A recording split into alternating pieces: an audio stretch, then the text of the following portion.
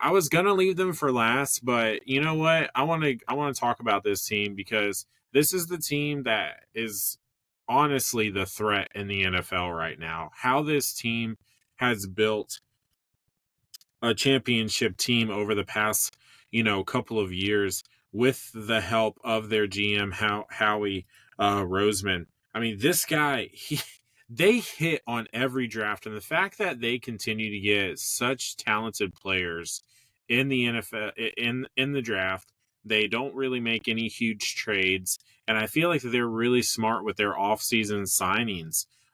That's the Philadelphia Eagles, man. They're coming off a huge Super Bowl win over the Kansas City Chiefs. Nick Sirianni, like I stated earlier, did sign an extension this offseason. They have a great young defense that is just filled with talent. And honestly, the same with the offense, filled with home run ability, too. And we saw a lot of that with Saquon Barkley last year. This is a team that is going to be a threat for, I think, quite a while in the NFC with all of the young talent here in Philadelphia. Carlos, how do you like the Eagles this year? Their coach has the most punchable face I've ever seen. Every time I see it, I just want to punch it. They're going to be good, man. They're young on defense, and they're at that point where they got to ride this out because there's some massive contracts coming down the road for them that they're not going to be able to keep everybody. They did a great job of keeping Zach Braun on another year. He was so good for them last year. Great signing. And then the idiots in the draft let Jihad Campbell, but it was such a strong draft, so I take that back. The draft was so strong, but they get John Campbell that's going to fill in for this guy who's really good. Man, you name it. I mean, they got Cooper DeJean. How he got to the second round, I still don't know. They got Williams, Jalen Carter, Jordan Davis, Nolan Smith, and Nakobe Dean was hurt last year. So they've got – you have the first or second best O-line, and then you have the first or second best defense is a recipe for another Super Bowl run. I mean, what I don't know. And they got Barkley. We haven't even got to the offensive side of the ball. The defensive side of the ball is loaded. They play with that Philadelphia spirit, man. They're nasty, mean. They get after it. And we like I said that we haven't even moved to the offensive side of the ball. So I mean, it's a really well built football team, and they've got a couple more years of this before. I think they got to let loose with some guys, but man, ride it while you can. They got to be one of the top 5 favorites to win this thing again. I think it all comes down for them, though, is Jalen Hurts. He's got such a good team around him. Like, what Hurts? We're going to get Hurts from 2 years ago. We're going to get the one from last year. Which guy's going to show up? They did get a nice, the tush pushes back for one more year. So they got that, back in the arsenal as well. Can we talk about that? I really don't like the whole wanting to ban that. If you can't stop it, you can't stop it. I'm pro. Here's the thing. Here's the thing where I am pro ban, because you're on the defensive side. You can't push your guy in front of you, so you're going to give the offense at least 800 pounds or more men to push men in front of them, and on the defensive side, you can't do that. Just get the dude from the Gators and put Vita Vea right there. You can, but that's not going to stop the tush push. Those guys practice it. They're so low. But if you're going to leave it and you're going to allow a quarterback that squats 600-700 pounds, but you're going to allow other men to get underneath him and push forward, then allow the defense to do it, because they don't allow them to do it. I don't think a runner should be able to be aided that way. You're at that point, you're a running back.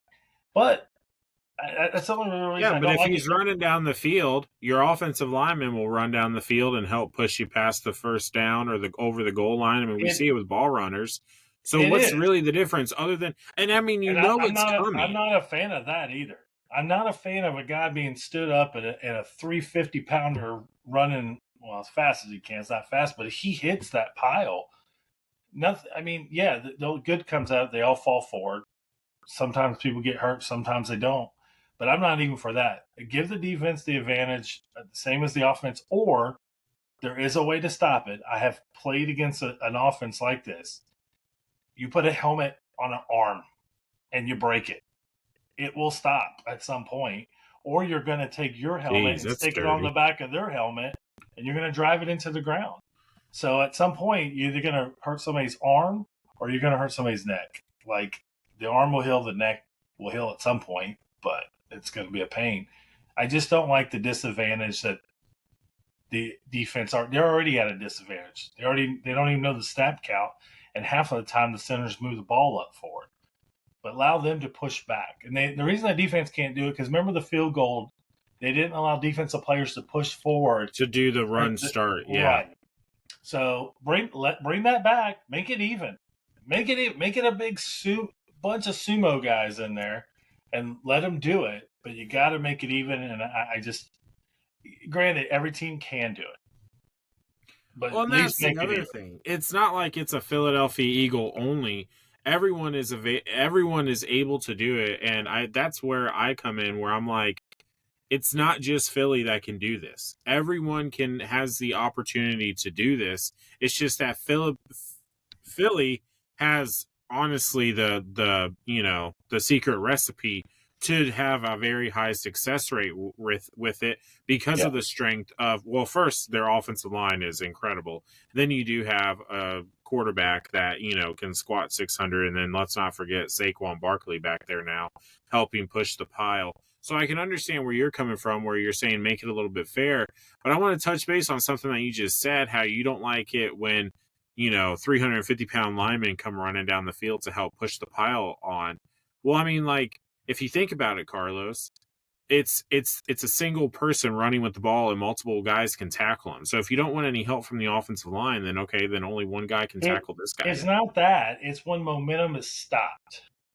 So they stop the momentum, and then this guy comes running in. And he just starts pushing again. Like, uh, I Well, then get it. blame the refs at that point. Blow it dead. Are you kidding? They would kill the rest if they were like, oh, he stopped for a second, and then they blow the whistle. It's part of the game. I get it. Just make that tush push part fair for the defense. Allow them to push their linemen forward. That's all. Hey, you're gonna do Oh it. my Let them gosh. do it. Let the defense do it, and then I think it lasts for a year. I think the injuries pile up because right now the only thing that tush push does is a 4-point stance, and you just fire off and crawl. If you watch them, the offensive linemen literally put their head on the ground and they start to like crawl. Meanwhile, you got somebody pushing you. So it's allow it the other way. Like, hey, what the heck, man? It's And football. We got for another argument, I don't think it's just the tush push, right? I think that they just kind of have a formula that they just continue to use. No one was complaining, at least from, I mean, maybe you can chirp in as a, Miami fan because you had to face them, for 20 years, twice a year. But I don't ever remember someone trying to ban the Tom Brady sneak, and he had an extremely high success rate with yeah, but he it. didn't have But anybody he had just, push. He but knew he had a recipe. He had a he did. recipe, and that's exactly what the Hey, Philadelphia keep it. Eagles have. They do. They found a loophole.